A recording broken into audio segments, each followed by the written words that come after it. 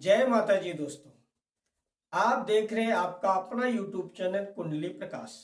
तो दोस्तों, आज हम आपको बताना चाहते हैं कि जब आप अपना घर बनवाना चाहते हैं, घर देखिए, घर व्यक्ति के जीवन का एक बहुत बड़ा सपना होता है और घर होना व्यक्ति के जीवन में एक पूर्णता का प्रतीक होता है।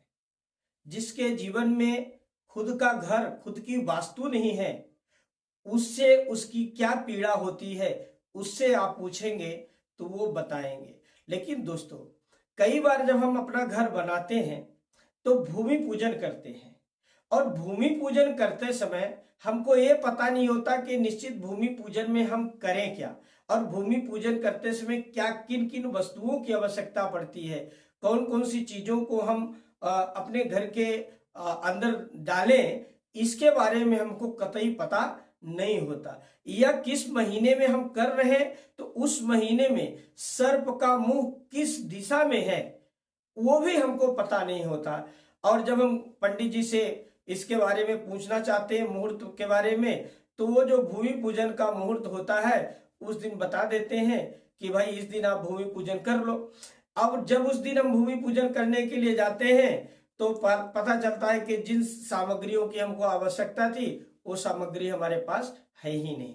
तो आज आपको हमें बताना चाहते हैं दोस्तों कि जब भी आप अपना घर बनवाइए, खुद का घर, तो उसके नींव में आप क्या क्या डालें, जिसको हम शिलान्यास कहते हैं, भूमि पूजन कहते हैं, उसमें आप किन किन वस्तुओं का प्रयोग करें और उसको कैसे आप वहां पे स्थापित करें, इसके बारे में हम आपको बताना चाहते हैं। तो दोस्तों, सबसे पहले तांबे का एक नया कलश चाहिए, यानी कि जिसको लोटा बोलते हैं। इसके बाद उसमें चावल हो बासमती का, जो टूटा हुआ बिल्कुल नहीं होना चाहिए, पीली सरसों हो, हल्दी हो, पंचरत्न हो, नाग और नागिन का जोड़ा हो, सर्वौषधि हो, एक जानवा हो यानी कि जनेऊ, कमल बीज 2 हो, 2 गोमती चक्र हो। इसके अलावा वास्तु दिग्दोष नाशक एक यंत्र होना चाहिए, 5 पीली कौड़ी हो, सिंदूर हो और 5 सुपारी हो। समुद्र या तालाब की जो घास उगाती है, आप देखेंगे पानी के नीचे, पानी भरा होता है उसके नीचे हरी हरी आप घास देखेंगे, वो घास होना चाहिए। इसके अलावा दूध होना चाहिए, गंगा जल होना चाहिए और समुद्र की या नदी की थोड़ी सी मिट्टी या रेत होनी चाहिए। इन सभी चीजों को उस तांबे के कलश में भर करके और लाल कपड़े से उसको आप बांध दीजिए।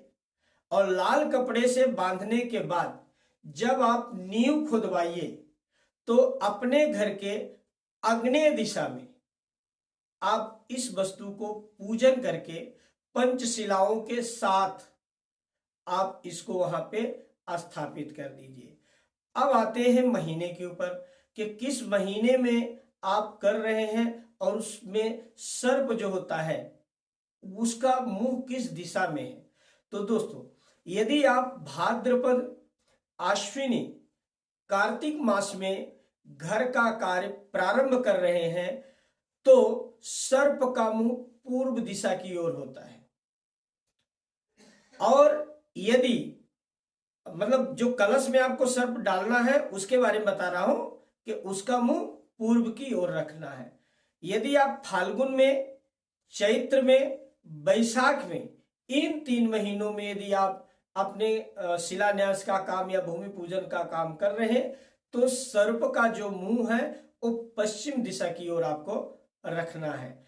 इसके अलावा ज्येष्ठ, आषाढ़ और श्रावण, इन महीनों में यदि आप भूमि पूजन करते हैं तो सर्प का मुंह उत्तर की दिशा में आपको रखना है। इसके अलावा यदि आप मार्गशीर्ष, पौष और माघ, इन 3 महीनों में अपने घर का भूमि पूजन करते हैं तो सर्प का मुंह दक्षिण की ओर रखना चाहिए। सर्प जिसके बारे में हम बता रहे हैं, सर्प को शेष कहा गया है। ये जो पृथ्वी है ये किसी के आधार पे टिकी हुई है, इसको आधारभूता कहा गया है। ये जब आप इन वस्तुओं को नीचे डालते हैं तो आपके घर में अनेक प्रकार के जो वास्तु दोष होते हैं, जो बाहरी बाधाएं होती हैं, वो सभी नष्ट होकर के आपके घर को सुख समृद्धि और घर की आयु और घर में रहने वाले जो लोग हैं उनकी आयु और आरोग्यता में वृद्धि होती है।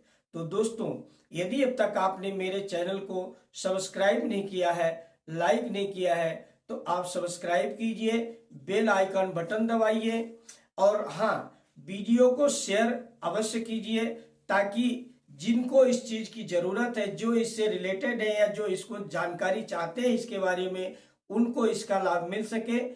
और यदि आप कुंडली दिखाना चाहते हैं अपनी, या पूजा पाठ संबंधित कोई जानकारी चाहते हैं, उसके बारे में परामर्श चाहते हैं, तो मेरा जो नंबर चैनल में शो हो रहा 9423237616, इस नंबर पे व्हाट्सएप कॉलिंग या मैसेज के द्वारा आप अपने प्रश्न को रख करके उसके बारे में जानकारी लेते हुए अपने कार्य को सिद्ध कर सकते हैं। तब तक के लिए जय माता दी।